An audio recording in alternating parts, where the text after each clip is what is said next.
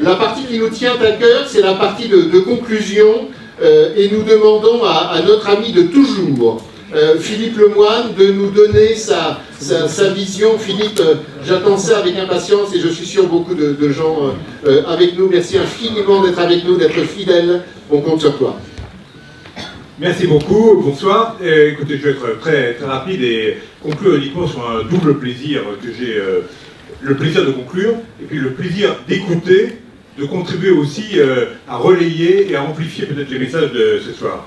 Le plaisir de conclure d'abord parce que ça devient effectivement un petit peu un rituel annuel que je fasse ce petit moment de conclusion. J'ai vu que c'était la 13e édition.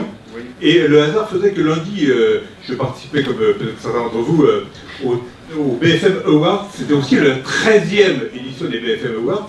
Et je me disais, mais quelle différence tout le monde entre les deux? Les BFM Awards sont un exercice bien français, dans lequel on a célébré les grands hommes à une époque, là on célèbre les grandes figures d'entreprise. Là, ici, on célèbre, on analyse et on pousse des innovations dans les relations entre entreprises, avec des entreprises qui sont de types différents et qui contribuent justement à innover parce qu'elles sont de types différents et pas uniquement parce qu'elles sont incarnées par tel ou tel personnage. Et je pense que c'est important de le faire. Deuxièmement, on l'a vu, hein, tous les visages qui sont passés ce soir sont sympathiques, porteurs de tas de choses, les intervenants de la première session, les startups qui ont été présentes dans les différents couples qui ont été nominés, les grands groupes également qui se remettent en cause, qu'il faut avancer des tas de choses. Il se trouve qu'il y a 3 des grands groupes qui étaient présents qui sont particulièrement chers à mon cœur parce que j'ai été à un titre ou à un autre à leur conseil d'administration. Donc voilà, je trouvais que c'était vraiment formidable d'avoir ce spectacle. Mais aujourd'hui, contrairement peut-être aux autres années, moi je voudrais introduire une dimension qui est qu'on est dans un moment particulier en France. On sent qu'en France, il y a des tas de choses qui se mettent à bouger. On est en train de quitter le French bashing. On est en train de quitter un moment dans lequel on était tous dans la désespérance, et les choses sont en train de pouvoir avancer fortement.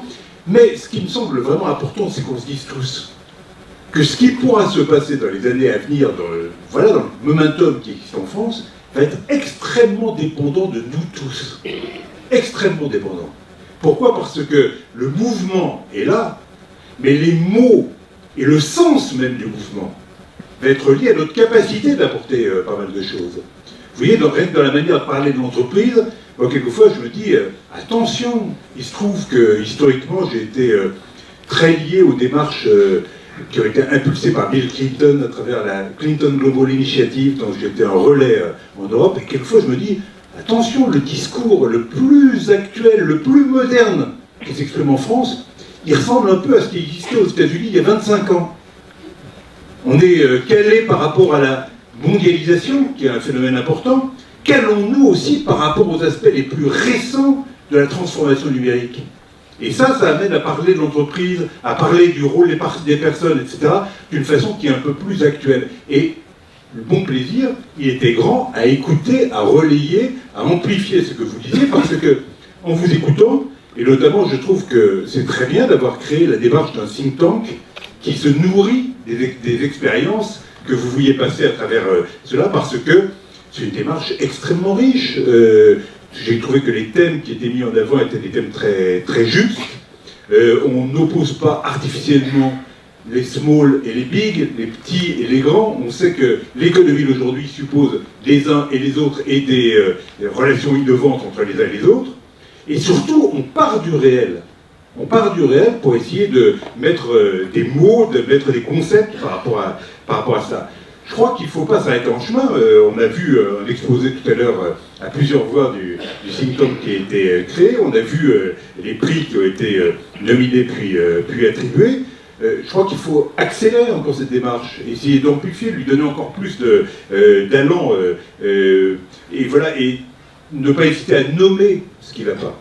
Ne pas hésiter à nommer ce que l'on doit faire dépasser en France comme ailleurs. Pour moi, mais c'est une contribution parmi d'autres, je crois qu'à l'échelle internationale, il faut qu'on sache dépasser un certain modèle d'entreprise, qui n'est pas uniquement le modèle de la grande entreprise, parce que toutes les entreprises ont voulu ressembler à ce modèle, qui est le modèle qui avait été inventé dans la seconde révolution industrielle aux États-Unis, qui était le modèle de la corp, de la corporation. Ça, ce modèle-là, il ne tient plus aujourd'hui. C'est un modèle qui peut se caractériser par un certain nombre de choses. D'abord, parce qu'on fait derrière la corporation des groupes multimétiers une prédominance de la logique politique dans la vie des groupes, mais aussi dans les carrières des personnes, qui est trop importante par rapport à l'envie d'authenticité, d'engagement, de clarté dans lequel sont beaucoup de jeunes et beaucoup de personnes aujourd'hui. Donc il y a un point extrêmement important qui est de parvenir, à travers des exemples comme ceux qui ont été donnés, à dépolitiser un peu, à montrer que l'échelon holding, c'est un échelon qui est plutôt au service des métiers. C'est pas un échelon qui vient en surplomb et qui serait l'aboutissement absolument parfait de l'ensemble de ce qui se fait. Ensuite, le modèle de la Corp, c'est un modèle de stratégie très abstraite, très top-down, alors qu'il s'oppose à l'idée de valoriser les vrais savoir-faire des entreprises, pas d'une façon corporatiste, il faut faire attention à ça, et c'est là où les écosystèmes ouverts sont très très utiles. Mais vous voyez, quand les startups sont capables de dire on fait pivoter notre stratégie parce qu'on a su bien repérer quels sont nos savoir-faire internes qui ont le plus de valeur, et on reconstruit à partir de là. Là, tout à l'heure, il y avait un des intervenants du panel qui a dit c'est super important, je crois que c'était Antoine qui disait ça, de savoir bien identifier quels sont les savoir-faire qui, à un moment donné, ont une valeur encore plus grande qu'hier et une valeur pour demain, compte tenu de l'évolution du marché, compte tenu de l'évolution des écosystèmes. Ça, oui, c'est extrêmement important de savoir faire ça. Et puis, troisième élément de la Corp, c'était de valoriser énormément ce qu'on appelait la culture d'entreprise, la culture interne, au besoin, en créant des externalités négatives sur lesquelles on ne faisait pas attention par rapport à l'environnement, au besoin, et on le voit actuellement sur l'énorme dossier fiscal, en ayant un certain cynisme par rapport à la législation et sans du tout être sensible aux notions de bien commun, etc.